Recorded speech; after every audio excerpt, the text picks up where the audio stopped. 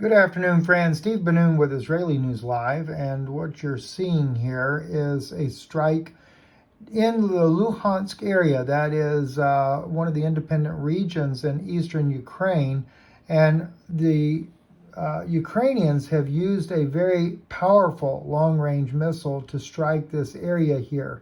I heard about this several hours ago, and I will be giving you an update in the morning on Ukraine.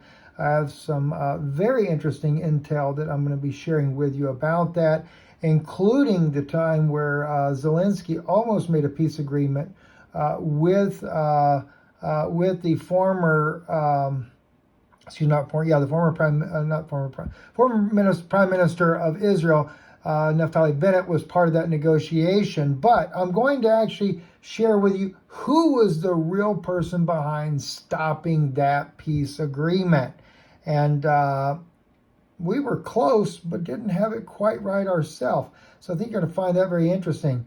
Anyway, here it says here, incoming reports about Ukraine using the Storm Shadow cruise missile for the first time today. Something struck a factory in the city of Luhansk, more than 100 kilometers away from the front lines. Many Russian soldiers are said to have been in the factory.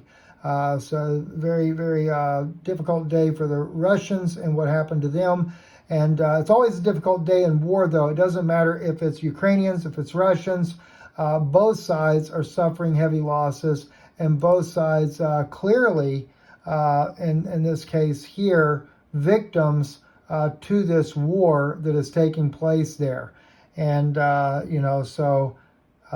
there again, that missile struck its target.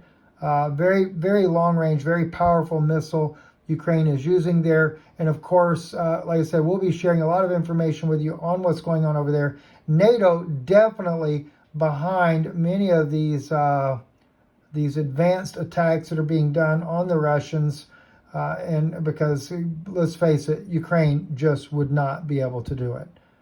Stephen Benoon with Israeli News Live. Talk to you guys in the morning.